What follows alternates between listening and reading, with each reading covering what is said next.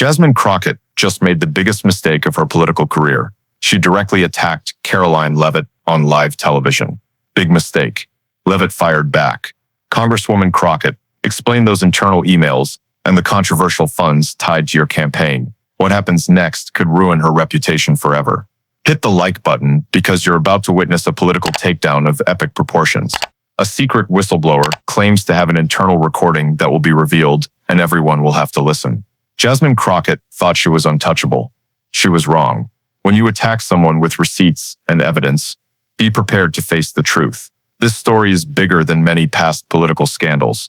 It's the day when public image and actual behavior might painfully part ways. A seemingly peaceful morning in Washington.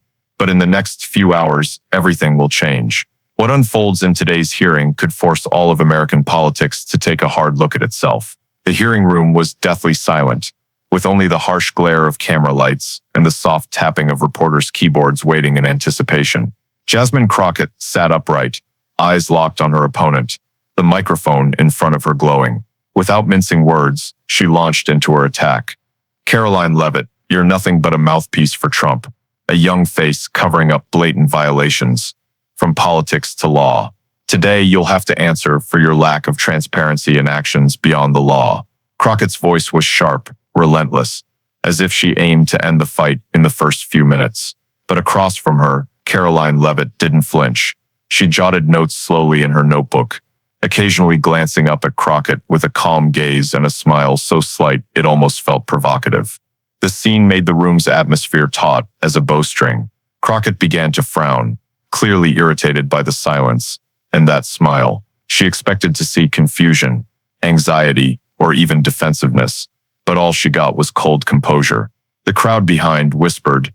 Some reporters leaned forward, snapping photos, trying to capture this stark contrast. One side fiery and aggressive, the other calm, biding its time. This was no longer an ordinary hearing. It was a live showdown between two faces, representing two generations, two parties, two visions of American politics. Crockett was confident that with her experience in tough questioning and media support, she could take down Leavitt with a few sharp blows. She walked into the room with the assurance of someone holding the upper hand. But on the other side, Leavitt was ready. She didn't come just to defend herself. She came with a meticulously planned strategy, armed with files, documents, and hidden aces kept close until the final moment. As Crockett passionately attacked, Leavitt chose to sit quietly, observing, waiting for her opponent to push herself into a state of losing control. From the very first second, the contrast set the stage. Crockett was certain victory was hers, while Leavitt quietly held her trump card, ready to flip the entire game at the right moment. The air in the hearing room grew thicker as Jasmine Crockett leaned forward, her eyes flashing with a look that seemed determined to end the fight in the first round. She gestured to a staffer behind her, and instantly, a large screen in the room lit up. I request to play a video, Crockett declared, her voice booming as if victory was already secured. The room's lights dimmed, and all camera lenses turned toward the screen. A clip appeared, Karoline Leavitt at a campaign event, standing before dozens of supporters, speaking about ensuring Trump returns to power and stopping the opposition from destroying America. Crockett pointed at the screen, her voice rising. This is not just a casual personal statement.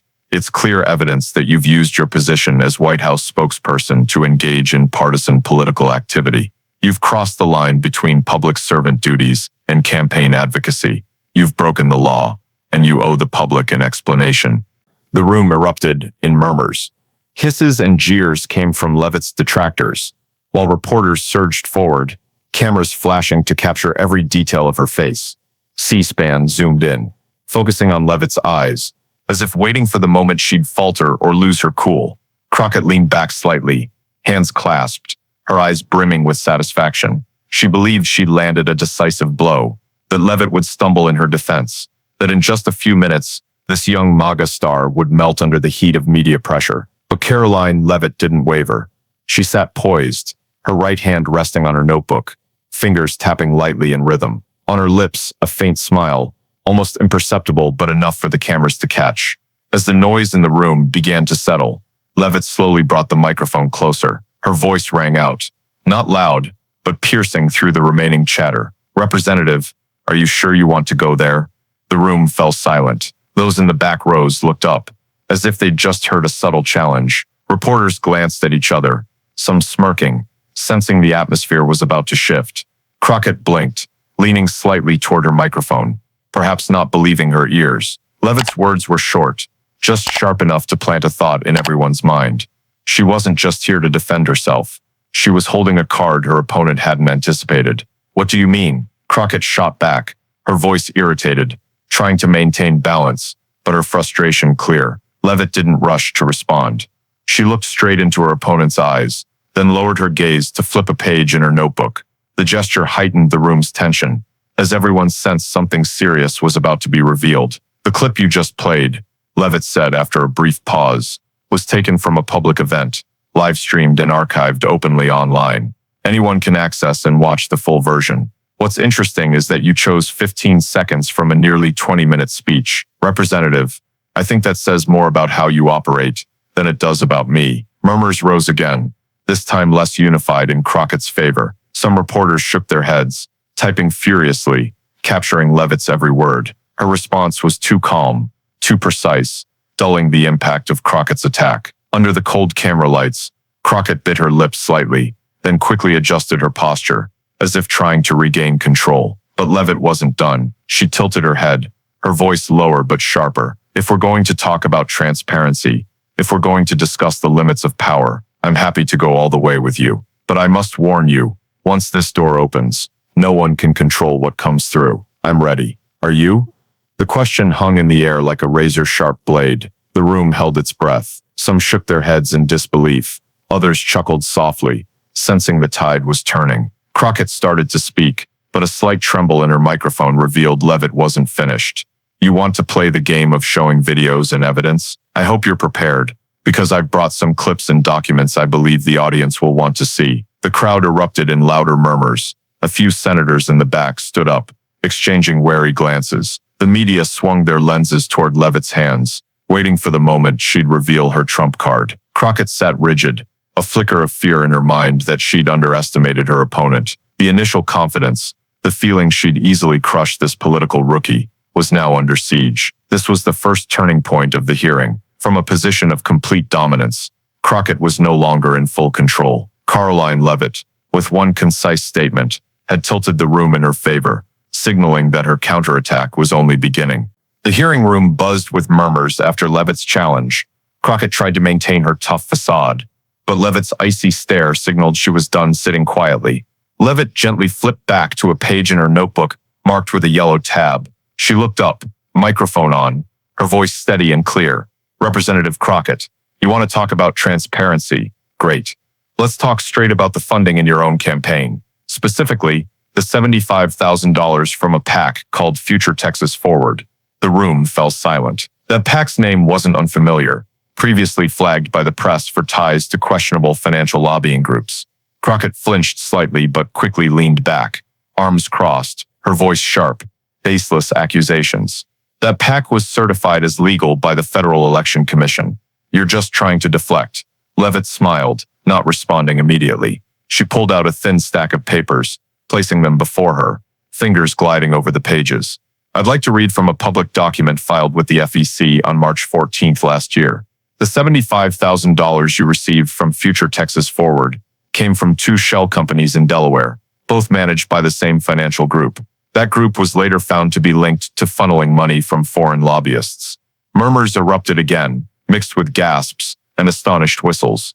A few senators in the back leaned toward each other, whispering, while reporters typed furiously, eyes glued to Leavitt. Crockett gave a forced laugh, trying to reassure, this is a classic example of speculation. My financial disclosures are fully transparent. There's nothing illegal here.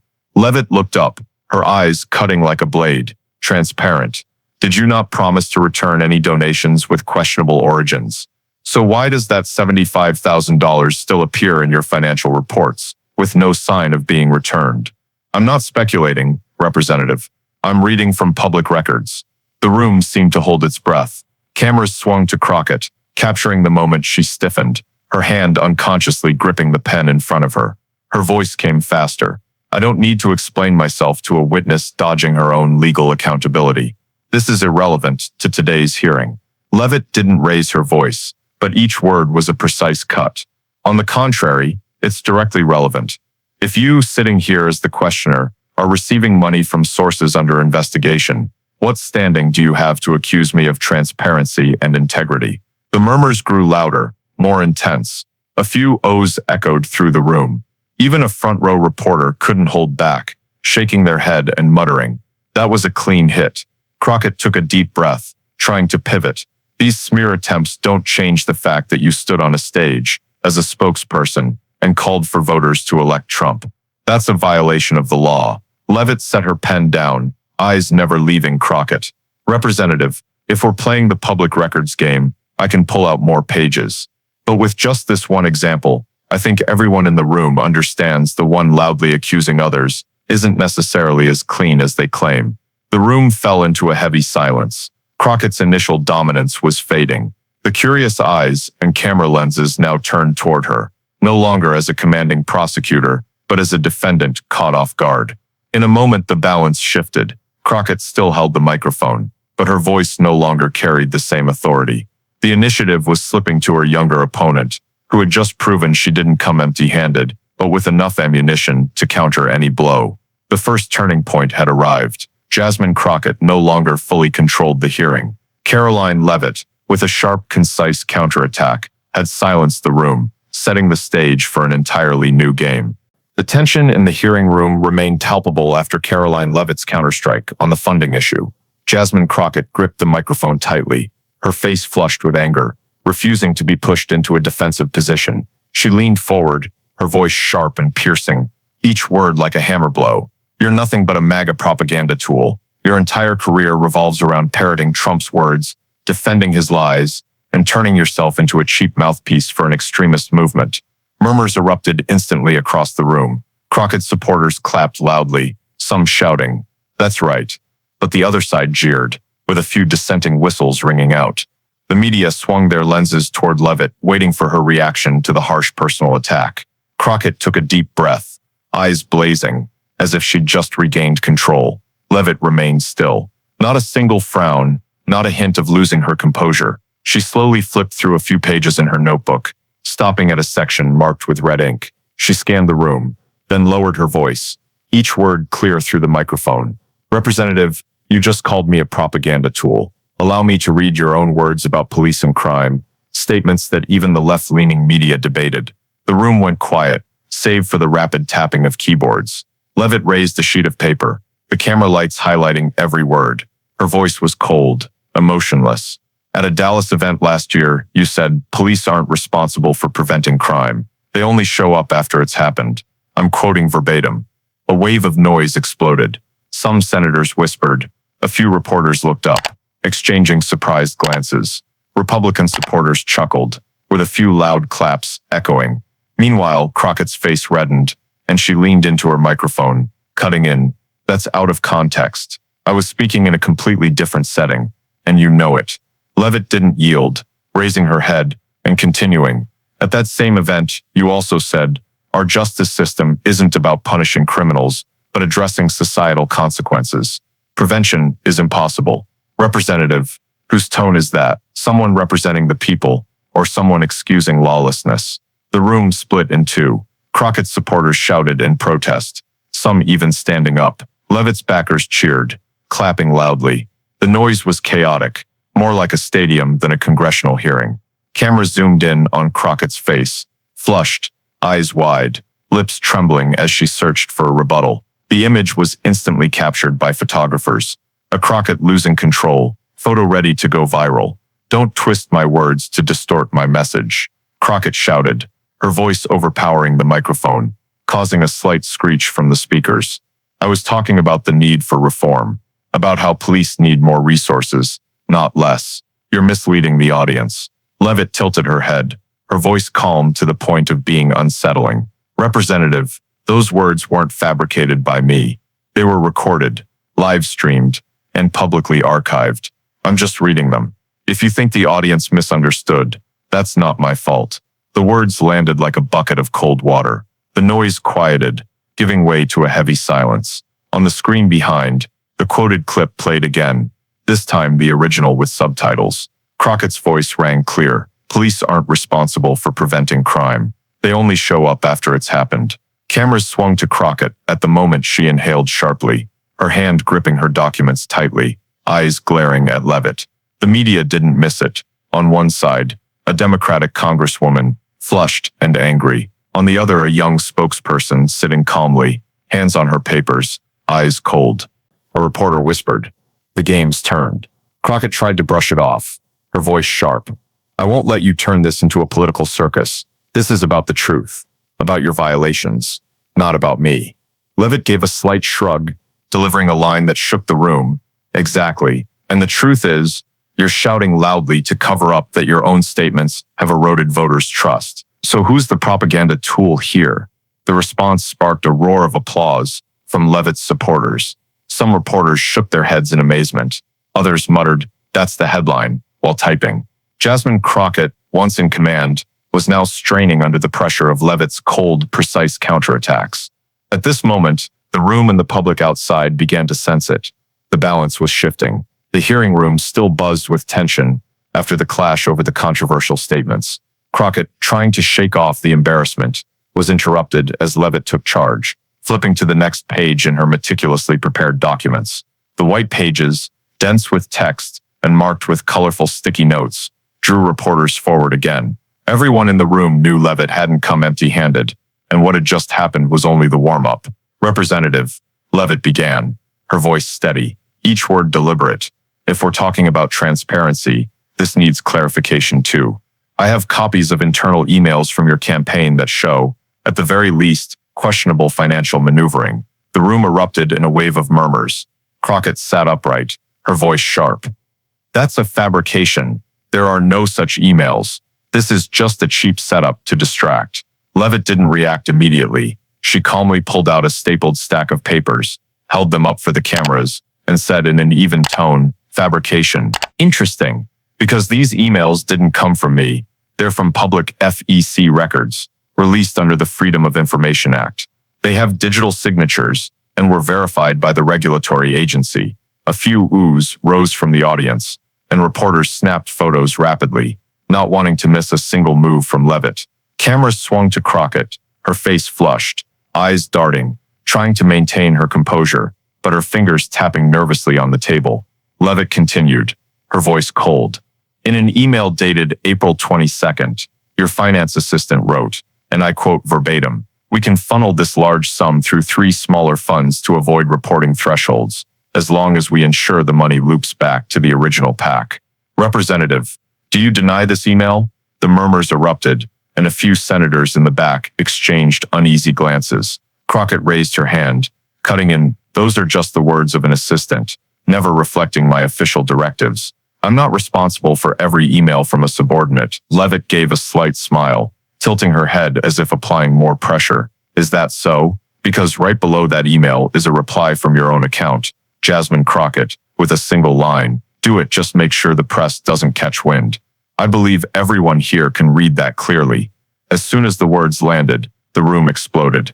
Some shouted. Reporters snapped photos frantically, while C-SPAN's microphones captured the chaotic sounds. Crockett snapped back. I never wrote such an email. This is blatant fabrication, with no legal weight. Leavitt calmly turned her stack of papers toward the panel, placing it before the committee chair. Ooh, this is a certified copy, stamped by the FEC. It's not edited. It's a public document. Anyone can verify it. Ooh. A heavy silence blanketed the room after the brief chaos. Cameras zoomed in on Crockett, capturing her rapid blinking, tightly pursed lips, and forced smile. She's just making things up, Crockett stammered. Everyone knows these tactics, but her voice lacked its earlier conviction, the trembling tone betraying her unease. Leavitt closed her stack of papers, leaned back in her chair, let the microphone sit silent for a beat, then concluded, Representative, I'm not here to trade barbs. I came with data, documents, and public evidence. If you want to keep accusing, go ahead. But the public is watching, and they'll see who's shouting and who's holding the receipts. Scattered applause broke out from Leavitt's supporters, then grew louder. Some stood, clapping harder. Despite security's calls for order, the Democrats behind Crockett whispered among themselves, many looking visibly rattled. Crockett bit her lip, pulled the microphone closer, and tried to salvage. Once again, this is a political circus. These documents prove nothing beyond some junior staff using imprecise language. I never directed anything illegal, but in that moment, the crowd barely heard her. Cameras, lenses, and countless eyes were fixed on Karoline Leavitt. The young woman, once the one questioned and accused, now stood firm before the panel, forcing her opponent into shaky denials. This was no longer a one-sided fight. The balance of power in the hearing room had begun to tilt, and this time, it clearly no longer favored Jasmine Crockett. The chaos following the email counterattack hadn't yet settled when Jasmine Crockett dove back into her old tactic, dragging Donald Trump into the storm's center. She leaned toward the microphone, her voice sharp and overpowering the room's murmurs. No way. This is the truth.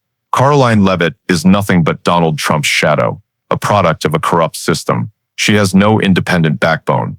All she does is follow the orders of a twice-impeached former president. Without Trump, she's nobody. Applause rang out from the rows behind Crockett, but it felt rushed, lacking weight. The media swiveled their cameras toward Leavitt, all waiting for her response. Leavitt didn't blink. She slowly sat up straight, set her pen down, and locked eyes with Crockett. Representative, her voice rang out, steady and cold. I've noticed something interesting. Since this hearing began, you've mentioned Donald Trump's name over 10 times. Yet, I haven't heard you mention the voters in Dallas, the people you represent, even once. Perhaps you've forgotten you're here to speak for them, not to turn me into a punching bag to score anti-Trump points. A stunned silence gripped the room. Then, suddenly, the audience erupted, murmurs crashing like waves. A few whistles mixed with laughter from the Republican senators rose. Reporters snapped photos rapidly, while C-SPAN captured the moment. A chilling pause before the noise exploded. The cameras zoomed in on Crockett. Her face flushed. Her hand trembled as she adjusted the microphone. She gave a forced smirk, firing back. I mentioned Trump because he's the root of every violation. He's why you're here. He's the shadow looming over every wrong you and your allies have committed. Leavitt didn't move, only tilted her head with a faint smile. She spoke slowly, each word like a blade. The more you drag Trump's name out, the more you show you have nothing concrete to say about me. I brought documents, emails, evidence. My voters want the truth. Your voters, I'm sure, want the same. So why aren't you talking about them instead of Trump?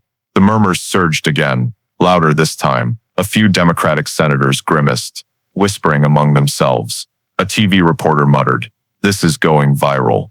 The cameras captured every second, every expression. Leavitt sitting steady, eyes sharp. Crockett interrupting repeatedly, growing more erratic. "Don't pretend to care about my voters," Crockett nearly shouted, her voice cracking with anger.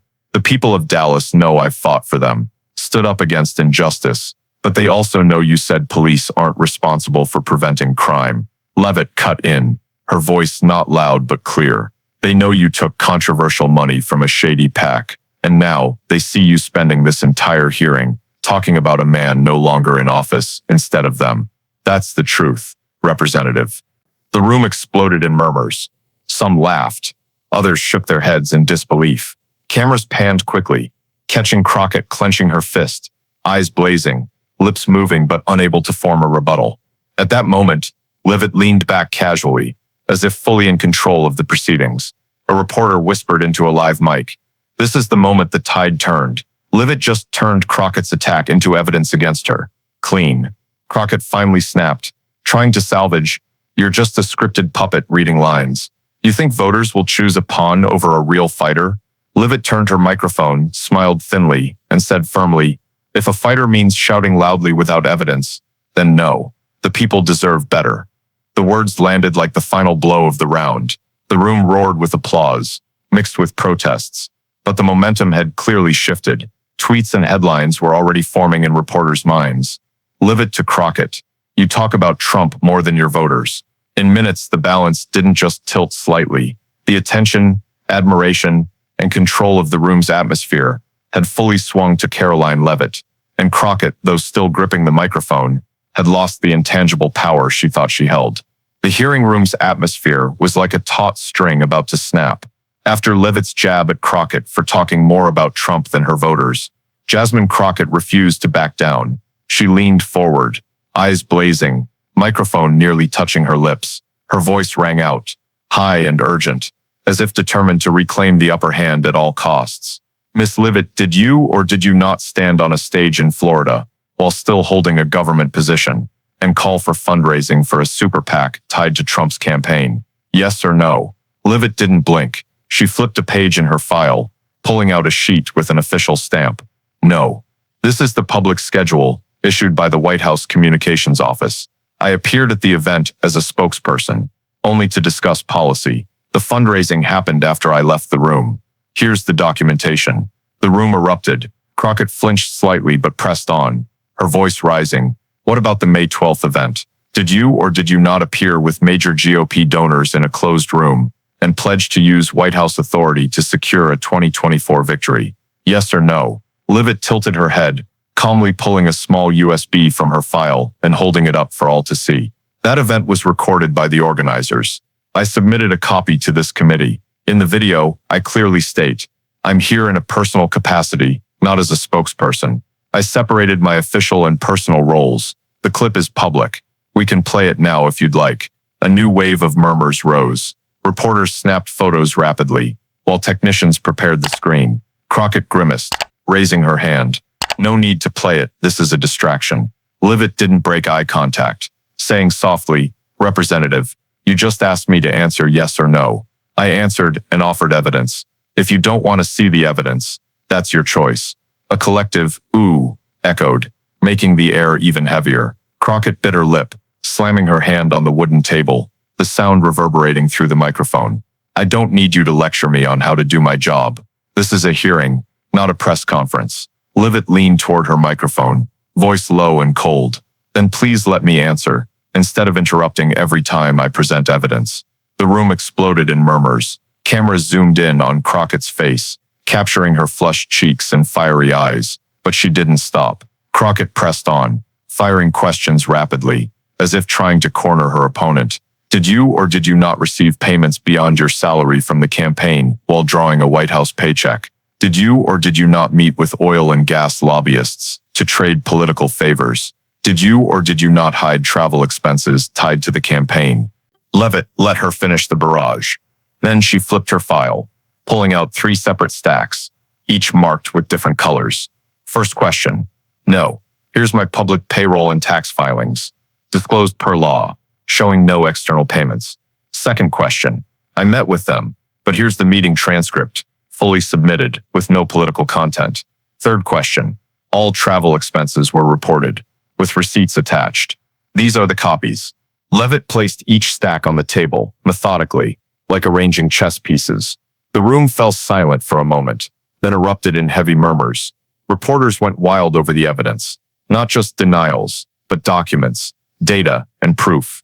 Crockett inhaled sharply, nearly shouting into the microphone. You're turning this hearing into a stage to whitewash yourself. All those papers could be staged. Who knows where they came from? Leavitt smiled, keeping her voice steady.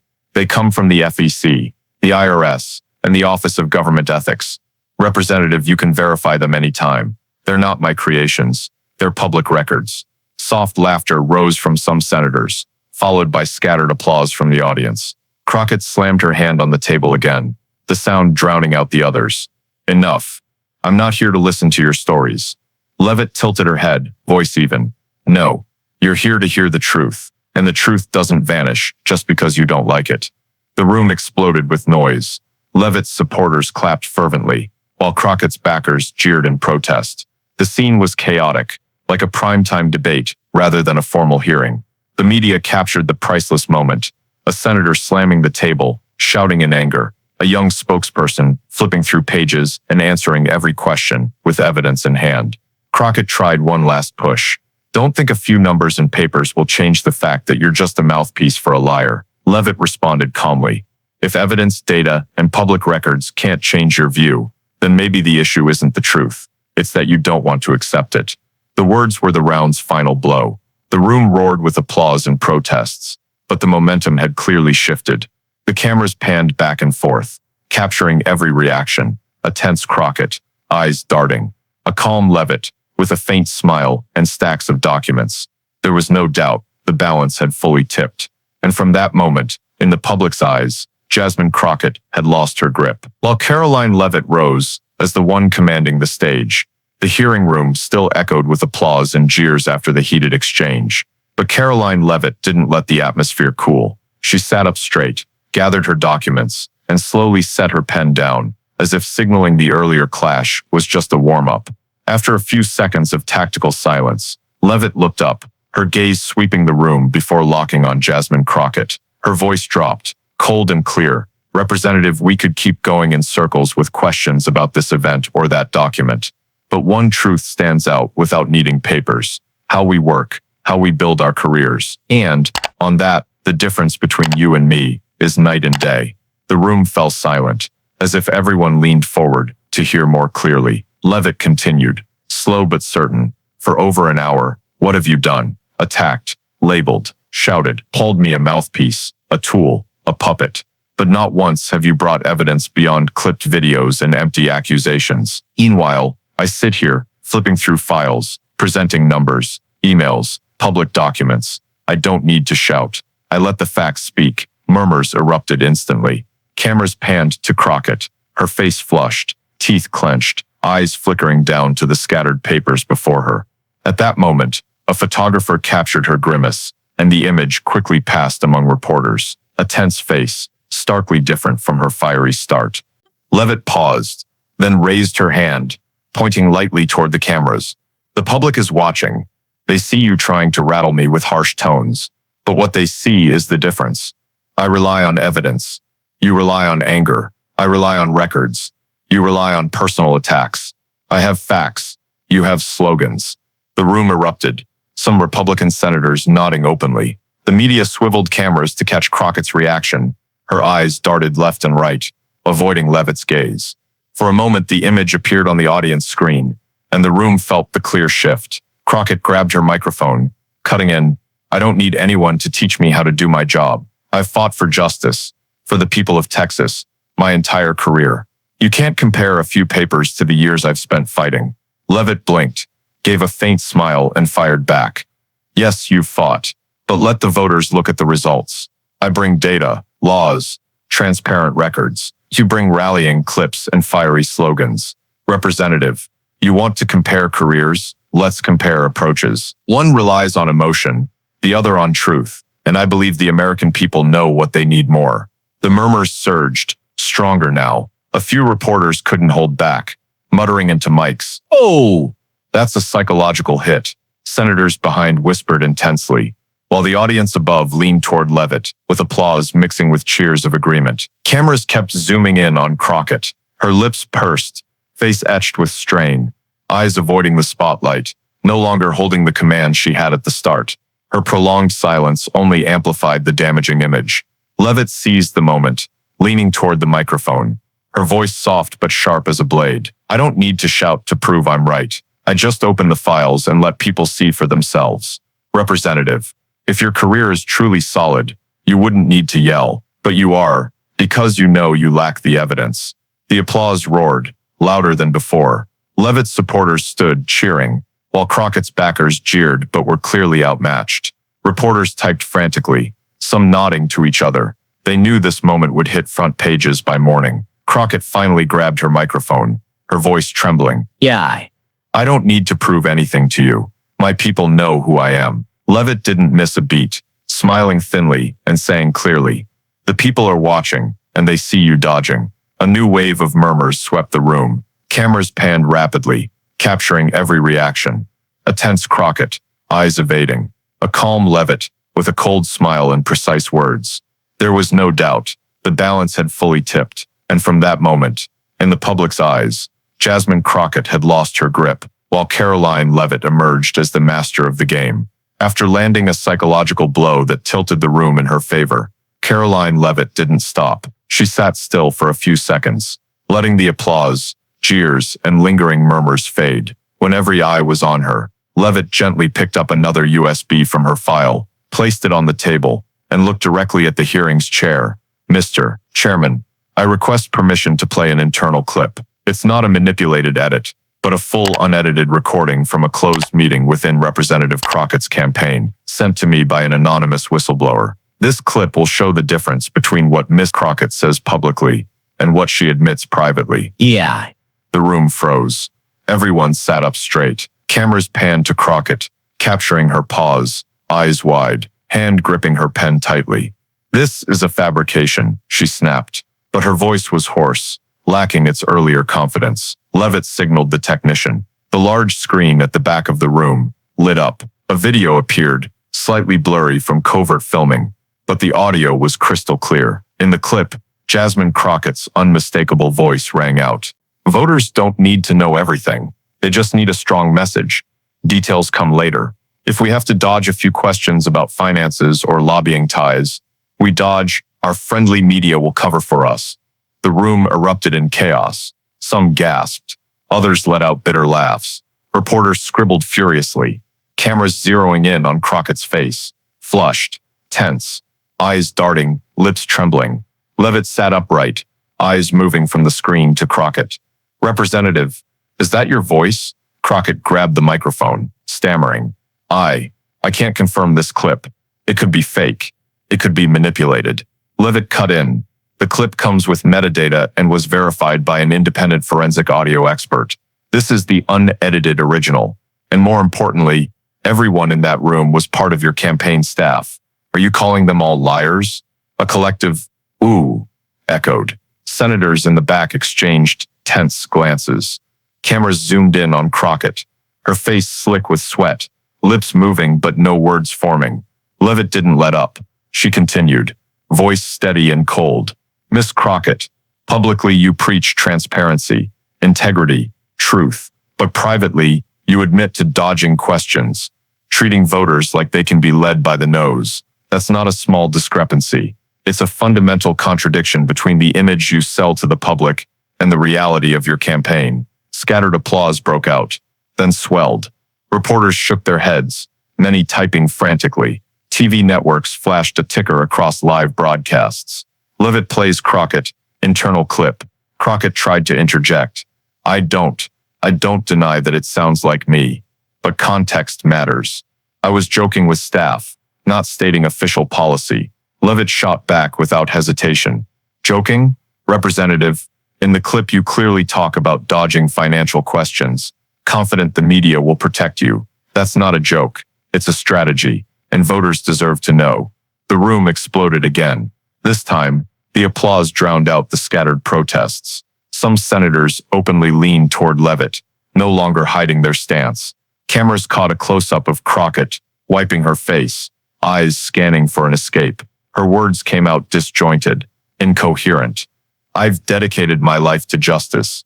No one can deny that. This is clearly a political takedown." Leavitt tilted her head, gave a faint smile, and delivered the final blow. "If you call evidence from your own mouth a takedown, then maybe the issue isn't me. It's the truth you're trying to dodge."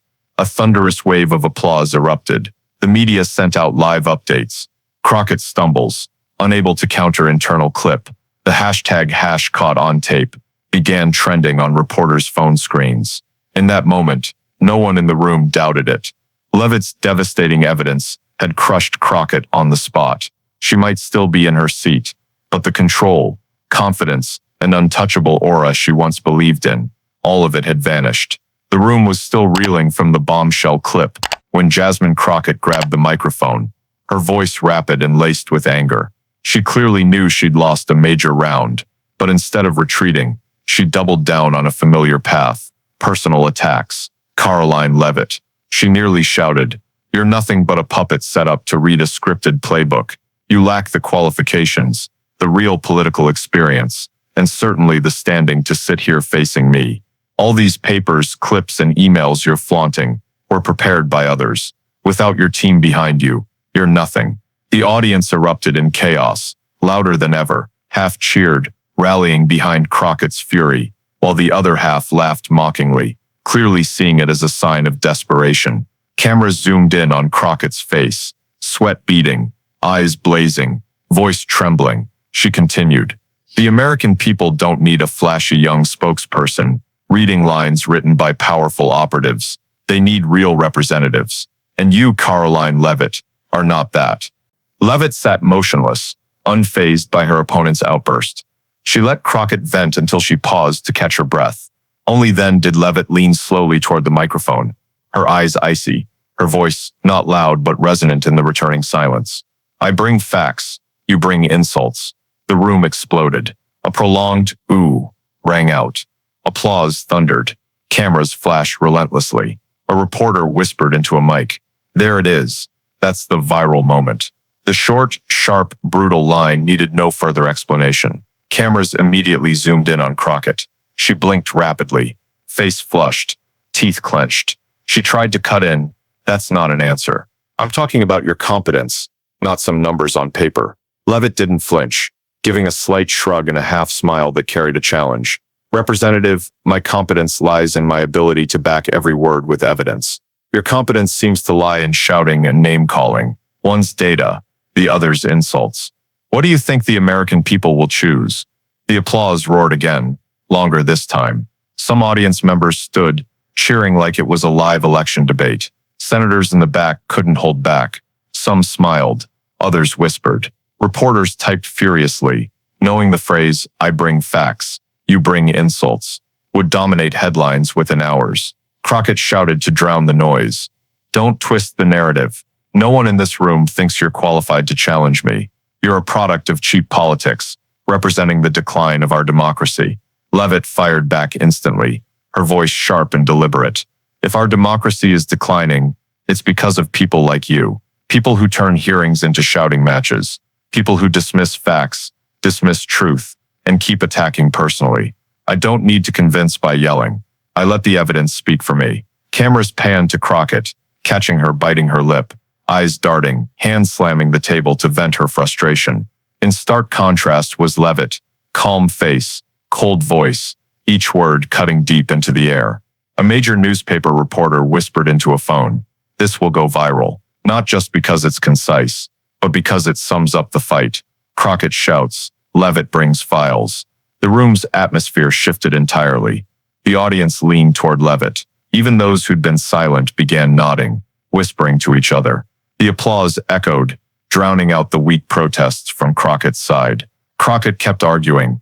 The people don't need cold numbers. They need heart. They need passion. They need a voice against injustice. Leavitt glanced straight into the camera, her voice sharp as a blade. And they need truth. If you think passion means shouting and attacking while truth doesn't matter, that's exactly why you're losing in this room. The applause erupted again, a prolonged wave. A reporter smiled, speaking into a mic. The fight's over. Leavitt's line will go down in this hearing's history. In that moment, no one doubted it. With one concise sentence, Karoline Leavitt had dismantled Jasmine Crockett's entire personal attack.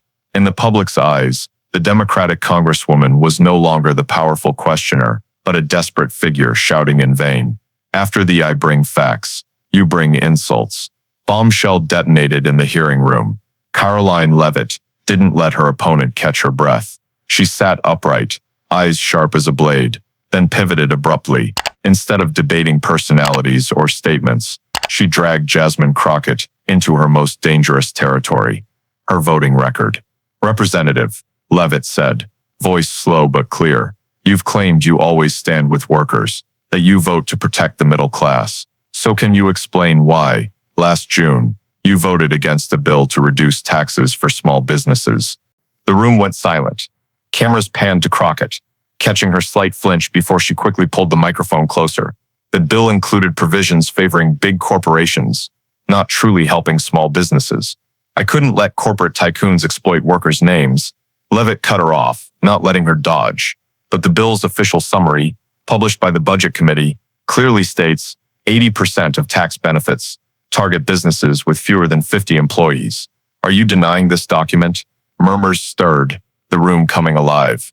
Crockett frowned, responding quickly. I'm not denying it, but the issue isn't just numbers. It's about implementation. Leavitt interrupted, again, voice firmer. Implementation. Representative, voters didn't see you propose an alternative. They only saw you vote no. Small businesses in Dallas needed relief, and you denied them. That's the truth. Scattered applause grew louder. Cameras zoomed in on Crockett, face tense, sweat on her brow, eyes darting as if searching for an escape. She tried to counter. Don't twist this. I voted for plenty of other bills supporting small businesses. One decision doesn't define my career. Leavitt didn't relent, flipping to her file and pulling out more pages. Fine. Let's talk about the border security bill. You've said border control is a priority, but in August, you voted against additional funding for patrol forces. Crockett pursed her lips, voice rushed. That funding package was tied to provisions stripping asylum seekers' rights, and I couldn't. Leavitt raised her hand, cutting in, voice icy. The question isn't about side provisions. The question is why you claim to support border security, but voted against more funding for patrols. Voters hear one thing, see you do another. Representative, how do you explain that? The room buzzed with oohs and a few whistles. The media captured Crockett's face, lips moving, eyes avoiding, clearly lacking a direct answer. She hurried. You can't see everything in black and white. Politics is more complex. Leavitt gave a faint smile, her voice a piercing jab. Complex for you, but simple for voters. They see you say one thing, do another. That's the truth. The applause exploded, stronger and longer than before. Some Republican senators didn't hide their triumphant smiles. Reporters typed frantically, capturing every word. Crockett slammed her hand on the table, snapping. You don't understand legislating. You're just exploiting details to twist me. Leavitt was blunt. Details are where the truth lies. Representative, if you find details burdensome, maybe you've forgotten that politics isn't about slogans. It's about concrete actions, and your actions contradict your words. Cameras panned to Crockett again. Her face froze, eyes avoiding, lips pursed as if swallowing anger. The room echoed with applause and shouts of truth over noise from the back rows. In that moment, no further evidence was needed. Crockett's evasive, unclear responses had tipped the balance entirely, and Leavitt, with her patience and stacks of files, had cornered her opponent in a position where every word seemed wrong. After driving Jasmine Crockett into a corner where every word seemed wrong, the room erupted in applause, mixed with faint protests. But the real impact didn't stop at the hearing room. Even before the session ended, the media outside was ablaze. Major networks aired the climactic moments, with Crockett stumbling and Leavitt cutting through with sharp evidence. The clip quickly spread to millions of viewers, captioned simply, Leavitt takes down Crockett. At peak afternoon hours, International News Network ran a live segment, the anchor opening with a firm tone. We've just witnessed one of the most intense confrontations in recent times. And if one thing is clear, it's that Congresswoman Jasmine Crockett has completely lost the upper hand to Karoline Leavitt. The screen split. One side showed Crockett slamming the table, eyes darting. The other showed Leavitt calmly flipping files, delivering the line replayed all day. I bring facts, you bring insults. Another channel took a more sensational approach. The ticker read, Crockett's crushing defeat. A commentator analyzed, in politics, anger can sometimes win support. But today, Crockett's anger became evidence of her lack of control. In contrast, Leavitt was calm, bringing concrete evidence, and that's the image the public will remember. On a typically conservative-leaning channel, an editor quipped, Crockett came with arrogance, left with embarrassment. Karoline Leavitt proved that facts can still trump political theater. Even a channel usually supportive of Democrats couldn't deny it. Like it or not, Crockett exposed a fatal weakness. The audience won't remember her reasons. They'll remember she couldn't answer a simple question directly. Within an hour, Leavitt takes down Crockett flooded social media. Users shared the sub-minute clip of Crockett dodging, while Leavitt presented documents. Comments poured in. She stayed cool as steel. A master counterattack. This isn't a hearing anymore. It's a public lesson for anyone underestimating facts. On a major social media platform, Leavitt dominates, shot to the top trending list, accompanied by countless memes. One showed Crockett shouting into a mic opposite Leavitt's calm smirk, captioned, Noise versus Truth. Another clipped Leavitt's interruption with files, set to dramatic music, racking up millions of views. Political commentators jumped in. A former congressional advisor wrote online, no matter your side, you have to admit Karoline Leavitt owned this space. She turned her opponent into the one losing control, made facts her weapon, and stole the spotlight. A political media scholar noted, This is a textbook case of image power. When cameras catch one person dodging and another delivering evidence, the public won't recall thousands of words. They'll remember that contrast. In Dallas, Crockett's office faced a barrage of local press questions. A reporter pressed, "Does the Congresswoman deny the clip? Any explanation for the voting record contradictions?" But staff only replied curtly, "We have no comment." The silence fueled more voter chatter. Meanwhile, Leavitt's team seized the moment. They posted a standalone clip of Leavitt looking into the camera and delivering her closing line, shared on their official page. Within hours, it had millions of views and countless shares. A veteran journalist commented, "This is the moment a new political star rises." Karoline Leavitt turned the hearing into her stage. That evening, news shows dedicated minutes to analyzing the situation. An analyst said on air, "Crockett made a fatal political mistake, letting her opponent define her."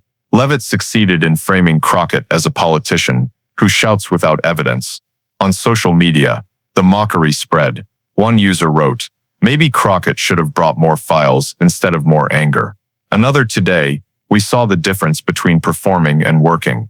The political atmosphere that day was electric. But one point all media outlets agreed on, regardless of leanings. Jasmine Crockett had been thoroughly outmatched, and Karoline Leavitt, once seen as a young, inexperienced name, was now viewed as the undeniable victor in a showdown that stunned the nation. After the media explosion, the political fallout began to ripple outward like shockwaves. Just one day after the hearing, in the halls of Congress, many Democratic senators dodged questions about Jasmine Crockett. Reporters repeatedly cornered them, asking, "How did Congresswoman Crockett perform? Does she still hold public credibility?" But most responses were headshakes and vague replies. "We haven't fully reviewed the entire hearing." That silence was a clear sign that Crockett no longer received immediate backing from her own ranks. A major newspaper commented, "Her allies haven't exactly turned their backs, but they've chosen to avoid standing by her side for now." That's a dangerous sign, because in politics, silence often equates to conceding defeat. In grassroots activist circles, many former Crockett supporters began expressing disappointment. A Dallas activist wrote, "We believed she'd be a powerful voice for our community, but instead of proving it with reason and plans, she let emotions take over, and she lost." The comment was quickly shared by hundreds, signaling a growing wave of skepticism within the Democratic base. While Crockett struggled, Karoline Leavitt was hailed as a new phenomenon. From conservative TV channels to independent newspapers, all acknowledged she'd created a breakthrough moment. A commentary program that evening stated, "Throughout the hearing, Crockett lost her composure. Leavitt didn't blink once." The succinct line struck a chord with viewers and quickly became a social media catchphrase. The image of Leavitt sitting upright, with a cold smile, flipping through files, contrasted sharply with Crockett's flushed face and evasive eyes, replayed across every channel. Even those uninterested in politics watched the clip, discussing the young woman who took down a seasoned congresswoman with just calm and facts. Within the Republican Party, Leavitt was celebrated as a rising star. GOP leaders praised her in closed meetings. She proved our new generation can go head-to-head and win. Major donors reached out, pledging financial support if Leavitt chose to advance her political career. A veteran senator even remarked, "For years, we've let our opponents dominate the image of young faces. But today, Karoline Leavitt broke that mold. She's a symbol of the new conservative generation, strong, direct, unflinching under pressure." In evening news, the comparison between the two women was dissected in detail. Commentators emphasized, Crockett let emotions drive her, shouting more than providing evidence. Leavitt relied on data, numbers, official documents. The balance tipped not because of political stance, but because of their contrasting approaches. Many media experts joined the analysis. What the audience saw wasn't a courageous congresswoman fighting, but someone losing composure on camera.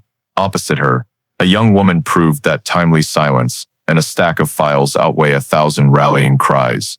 Crockett's setback also had repercussions within the Democratic Party. Some leaders privately told the press they feared her image could become a liability for upcoming elections.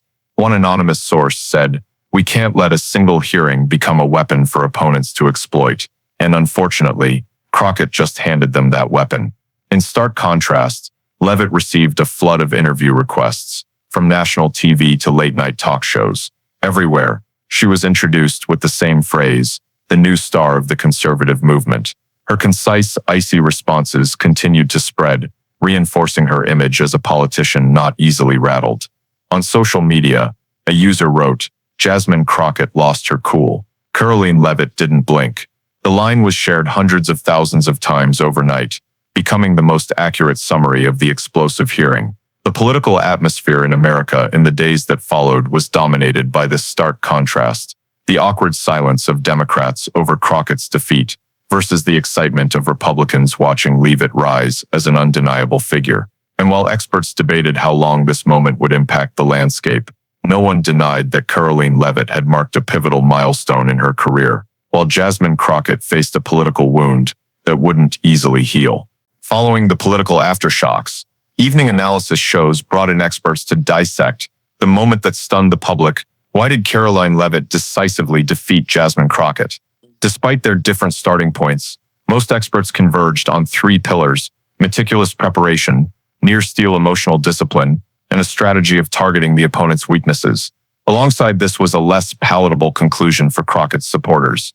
She spoke loudly, spoke well, but exposed too many vulnerabilities. A former campaign manager opined, "To win in a space where cameras catch every breath, you must control two variables: the narrative's pace and your emotional rhythm." Leavitt mastered both. She didn't just anticipate questions, she anticipated her opponent's mindset. According to this expert, the documents Leavitt brought, financial records, policy summaries, agency certifications, weren't something handed over during a break, but the product of pre-planned strategy, each piece of evidence tied to a linguistic trigger. The moment Crockett touched on vague terms like lack of transparency, Leavitt flipped to the exact file with a verification stamp. When Crockett mentioned public duty, Leavitt was ready with public schedules and event clips to counter instantly. This alignment made audiences trust the evidence over excuses. A political communications researcher called it the see it, hear it principle. Audiences believe what they see: stamped documents, public records, data tables over slogan-like claims. Leavitt understood that image trumps lengthy arguments. She let the evidence speak and stepped back half a pace to let the frame do the talking. This was why each time Leavitt spoke sparingly, but precisely. "I bring facts, you bring insults." The room erupted. Short sentences, tight rhythm, emotionally charged hooks, easy to clip. This also put Crockett at a disadvantage. The more layers of words she used, the more chances viewers had to spot flaws. On emotional discipline, a former prosecutor compared, Leavitt was like a chess player sitting still, while Crockett was beating a war drum. The problem is, the hearing room doesn't reward noise. It rewards control of the game. Throughout the questioning, Crockett repeatedly slammed the table, interrupted, raised her volume to dominate. Such reactions might seize a few seconds of advantage, but when the opponent stays unprovoked and keeps presenting evidence, the audience reads a signal: the angry one is on defense. In contrast, Leavitt kept her breathing steady, let her opponent exhaust her anger, then responded with a specific exhibit each time. Gradually, the room's attention shifted from the voice to the files. An image consultant pointed out the camera drop moment. When Crockett avoided eye contact, looked down at papers, or gripped her pen, the lens caught the anxiety signals instantly. If the opponent lands a sharp line at that moment, the visual impact doubles. Indeed, as Crockett's face tensed, eyes darting left, Leavitt delivered a piercing statement. The synergy of image and sound created an iconic moment, what the media dubbed a defining frame. From then on, every excuse was weighed against that frame and fell short. On the third pillar, hitting the opponent's weaknesses, strategists emphasized, Leavitt didn't get bogged down in Crockett's strong suit: political morality, righteous rhetoric, vague labels. She pulled the fight to verifiable ground: funding sources, timelines, voting records, meeting minutes, bill summaries. When Crockett leaned on broad claims, "You're a propaganda tool, you violated public duty," Leavitt forced her into risky, verifiable territory. "How much did you receive from which group? How did you vote on this date? Here's the official summary. How do you counter?" This tactic made Crockett answer with details, while her strength lay in slogans, not specifics. Each evasion sounded like the clatter of crumbling patience. Some commentators were blunt. Crockett was like someone who spoke a lot, but left too many openings. Her first vulnerability was emotion. She believed outrage was enough, but on camera, outrage without evidence backfires. Her second was language. Absolute claims, everyone knows, it's obvious, were easily countered with a specific document. Her third was strategy.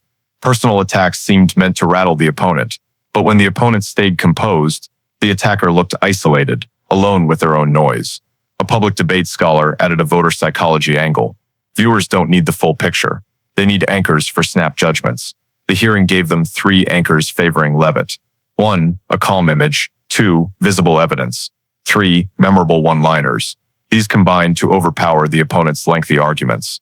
This explained why facts over noise flooded audience comments. It wasn't just political stance, but the comfort of clinging to something verifiable. A pollster hypothesized an alternative. If Crockett had responded by lowering her voice and countering with data, the balance might not have tipped so fast. For example, she could have demanded an immediate independent audit of the internal clip or requested the full video with source verification. But by choosing vague denials, while her opponent placed documents on the table, the audience instantly scored for the one controlling the verification process. In other words, Leavitt's win wasn't just having evidence, but the ritual of presenting it, timed right, formatted right, with a verification process, all communicable. From a campaign perspective, a strategist summed it up as a viral trifecta moment. Soundbite, frame. The moment was the opponent's stumble. The soundbite was the concise singer. The frame was the contrasting expressions. Leavitt hit all 3. Her opponent stammered and dodged. Her zinger was tight. The visual contrast was stark. Once those 3 lock in, social media does the rest. Of course, some Crockett supporters argued the game was skewed by short clips, but professionals reiterated the harsh rule of live media. No one has time to watch everything. It's on the player to create the right frame, the right zinger, and stay composed long enough for the audience to see what matters. In that test, Leavitt aced all 3. Crockett failed all 3. In sum, experts agreed. Leavitt won by making verifiable truth the protagonist, positioning herself as its guide. She didn't compete for attention by shouting louder, but by placing truth before the lens. Conversely, Crockett spoke much, struck hard, but exposed flaws in her strongest assets: emotion, language, strategy. When the hearing room became a national stage, the one controlling the pace, not raising their voice, emerged victorious. And that's why, days after the dust settled, the story wasn't the long debates, but the contrasting images, one silently flipping files, the other slamming the table amid their own echoes. In a space where cameras miss no gesture, victory belongs to the one who speaks less, times it right, and leaves the rest to evidence. As the hearing closed, the Capitol hallways were packed with cameras and reporters. Flashes fired relentlessly, the noise like an impromptu stage. Karoline Leavitt stepped out, composed, her face showing no trace of fatigue despite hours of mental sparring.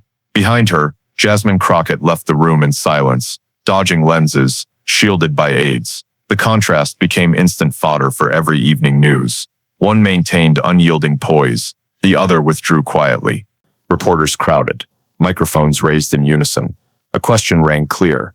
"Miss Leavitt, how do you feel after being seen as the winner of today's showdown?" She paused for a few seconds, looked straight at the camera lineup, and said evenly firmly. Jasmine Crockett shouted, "I brought evidence." The reporter crowd froze for a second, then erupted in cheers. They knew they'd just captured the day's golden quote. On social media, the clip of that statement was posted within minutes. Thousands of shares, millions of views skyrocketed. Users commented, "Short, sharp, undeniable." That evening, international news replayed the moment. A European channel headlined, "A young American political star stakes her claim." An Asian newspaper analyzed, "Leavitt's message carries weight beyond borders because it taps a universal principle. Evidence trumps noise." In a commentary show, a political expert smiled. That line was both a perfect summary of the hearing and a manifesto for a new generation. People will remember Crockett yelling into the mic, and opposite her, Leavitt calmly flipping files. Young activists quickly turned the quote into slogans on t-shirts, banners, and phone wallpapers. The image of Leavitt holding files opposite Crockett, slamming the table, spread everywhere, captioned, "Shouting doesn't beat evidence." The event drew particular attention from international audiences. On European political forums, many compared it to their own heated parliamentary debates. with commentators noting the winner isn't the loudest, but the calmest. In some Asian papers, Leavitt was called a bold young face, while Crockett was criticized for losing emotional control. Domestically, Republicans saw this as a victory not just for Leavitt, but for the image of their young conservative generation. A GOP senator stated, "She proved you don't need decades of experience to show grit, just preparation, discipline, and truth in hand." Conversely, many Democratic commentators grudgingly admitted Crockett didn't lose on policy. She lost on delivery.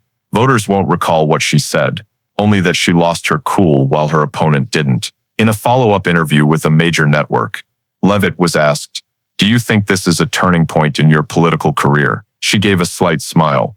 "I'm not thinking about myself. I'm thinking about voters who want to see someone represent them with truth, not theatrics." The simple response drew thousands of positive comments on the live feed. That night, Leavitt wins held the top social media trend for hours. Humorous edited clips emerged, with Crockett's shouts overlaid with dramatic music, abruptly cut by Leavitt placing files on the table. Viewers laughed and nodded. The image was clear, the message unmistakable. Universities took notice. A communications professor told students, "This is a vivid example of modern debate skills. You don't need to say much, just maintain poise and have evidence at the right moment." A New York law class screened the entire hearing as a case study. Students clapped at Leavitt's hallway zinger. The next day, a major U.S. newspaper ran a front-page headline, "When Truth Beats Noise." The article wrote, "Karoline Leavitt didn't just defeat her opponent in a hearing. She sent a message beyond partisan politics. In an age of chaos, truth, evidence, and discipline are what keep you standing." A news channel's recap video of the hearing ended with a black screen and white text. "In politics, it's not the loudest voice that wins. It's the one carrying the truth." The audience paused for a moment, then erupted in applause in the studio. Out there, on millions of screens, people nodded, shared, and discussed. The message was simple but far-reaching. Real power lies not in shouting, but in undeniable evidence. And that's how Karoline Leavitt closed not just a hearing, but opened a new chapter for her image. From an underestimated spokesperson to a global figure of note. One zinger, one composed demeanor, and truth in hand, enough to make her the center of contemporary political history. The story of the showdown between Jasmine Crockett and Karoline Leavitt in the hearing room wasn't just a political debate. It was a vivid testament to the difference between noise and truth. Americans witnessed a seasoned congresswoman like Crockett, accustomed to using bold language and outrage to assert her position, crumble when challenged by a younger opponent wielding documents, emails, and an internal clip. The image of Crockett slamming the table, eyes dodging, stood in stark contrast to Leavitt sitting upright, smirking faintly, flipping through files, an iconic frame of a political style rooted in emotion meeting its defeat. The clip Leavitt presented, with Crockett's own voice admitting her campaign could dodge financial questions because the media would cover, was the devastating detail that shattered public trust in her defenses. And when Leavitt delivered the zinger, "I bring facts. You bring insults," or later in the Capitol hallway, Crockett shouted, "I brought evidence." The public knew who the real winner was. The lesson for Americans is to not be swayed by dramatic slogans, but to demand data and concrete evidence from leaders. The lesson for leaders, regardless of party, is that power in today's live media age lies not in shouting or hurling attacks, but in preparation, emotional discipline, and fidelity to truth. In American politics today, victory belongs not to the one who speaks most, but to the one who proves most. Thank you for following this gripping story, where truth proved its power over all attacks. Don't forget to subscribe to the channel to catch more unforgettable political moments as we continue to bring you the hottest and most memorable